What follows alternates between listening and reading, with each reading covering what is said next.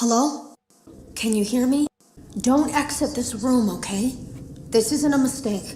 This room isn't a mistake. I had to hide these logs away from the core gameplay files, in a place that only a beta tester would look, and in a place where the files could be protected. I just really hope that the next development team finds this before the game is released to the public. This game has some kind of malicious code in it that we haven't been able to fully contain or even understand for that matter. We're over budget and out of time. But that's not the reason that we're shutting down. Listen, I have to keep this short so the file size will be small enough to fly under the radar. There are more. They may not be in order. Have you ever heard of a guillotine paper slicer? It sounds made up, but it's an actual piece of office equipment. I didn't even know we had one in the supply room. I guess they're more common at businesses that do a lot of graphic design work. I remember seeing one when I was still in school, and even then, I knew how dangerous it looked. I was always afraid of losing a finger. That seems so silly now. Jeremy used to do design work. I guess that's how he knew it was there. I came in early that morning. No one else was there. At least that's what I thought. The supply room was lit. I didn't even notice Jeremy standing in the testing room as I walked past. The supply room was so bright, glowing from all the way down the hall. There was something that looked like a Halloween mask laying on the floor. I didn't understand. Ink must have spilled. It was only then that I heard a shuffle from the testing room and realized Jeremy must be there. I went back and peered in the window. I couldn't see his face. He had the visor covering his head.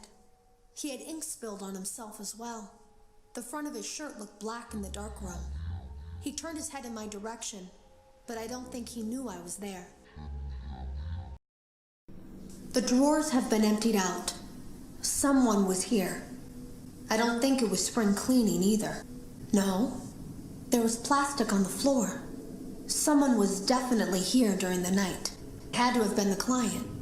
I mean, they sent us that stuff in the first place with no explanation, told us to scan it, said it would expedite the process so we wouldn't need to program any pathfinding ourselves. It was a budget thing, I guess. It was just junk. Circuit boards and things like that. Looked pretty old. Somehow, though, there was usable code on some of it. It seemed to take hold by itself. Things started changing. But then, he started appearing. At least that's what Jeremy said. Jeremy complained of nightmares when he came in this morning. He wasn't talking about it like someone telling a friend about his dreams, though. He was pale. Looked like he hadn't eaten in days. He spent an hour talking in Dale's office, but it didn't look like he was given much sympathy. When he came out, he went directly back to the testing room. He doesn't even jump anymore. Nothing scares him. He just stands there like he's talking to someone. Sometimes he rocks from side to side. We were told to leave him alone. I knew I was in line to do the testing next. They'd been prepping me for it. I guess they knew that Jeremy would need to be replaced soon. You can always tell when a company is getting ready to fire someone. They start giving out written warnings for silly things, making sure to build a paper trail and make a case for a firing. Things that normally no one would care about suddenly become grave offenses, all worthy of being written and documented. I guess it works two ways, because it also encourages a person to quit rather than be scrutinized so heavily. I think Jeremy was too far gone to consider that option, though. The thing about it is that I don't think they were going to fire him because of anything he was doing wrong. They just knew he'd seen something. They needed to discredit him. I heard a pretty heated conversation this morning between Dale, our manager, and someone else on the line. It really feels like this project is in trouble, in no small part because of the lawsuit, I'm sure. There has to be a lawsuit. There's no way there isn't. It happened in this building just a few doors down from me. I think it's made worse by the fact that Jeremy tried to tell us something was wrong. We all just saw it as a challenge to find what the problem was and fix it. Who could have known that? They lied to us. They lied to all of us. They told us that the whole point of this VR game was to undo the bad PR done by a rogue indie game developer who supposedly made up a bunch of crazy stories that tarnished the brand.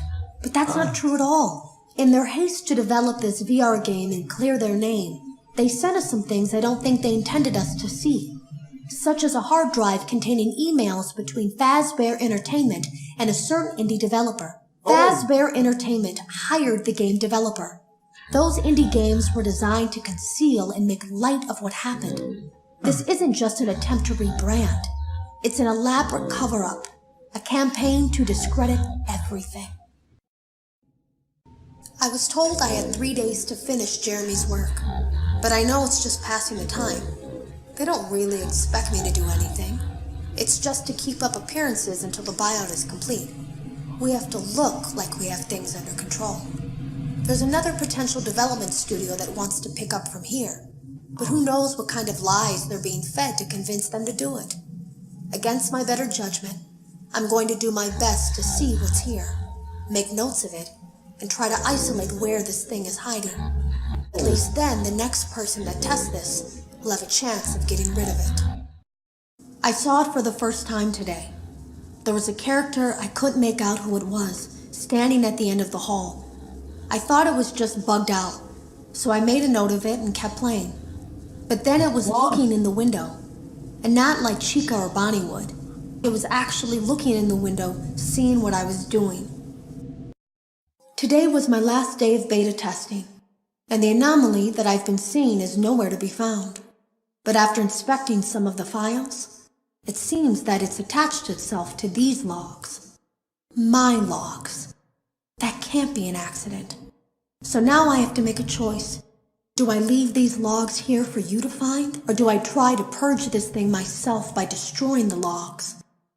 I've chosen the latter. I can't delete them. By creating a protected area to store these logs apart from the game, I effectively gave this thing a safe place to hide itself. It's in here now. I may not be able to delete it, but I might be able to do something else now that it's attached itself. I have an idea. I ran a fragmentation program on the area of memory that was storing these logs for you. I effectively broke the files into pieces and broke the anomaly along with it. That means that you won't have my warnings to guide you, but hopefully it also means that this anomaly, this virus, or whatever it is, will remain broken and unable to do more damage. Hello. You don't know me. I had created a series of logs for you documenting the troubled development of this VR game that you're now testing, in hopes that you, whoever you are, and whatever team you're with, will abandon development. Now I fear that those logs are being used as a Trojan horse. If you're unable to abandon development, hide all traces of these logs that I've created. I fear that finding them and reassembling them will also reassemble the very thing I've tried so desperately to destroy. There is a way to kill it. It wants to escape through someone plugged into this game. That's you now. You have to let it begin the process of leaving through you. Then use the disconnect switch that I've embedded by the main stage. Let it approach you.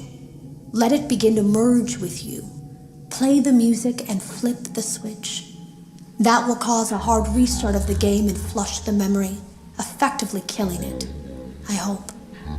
I don't know when it will come for you.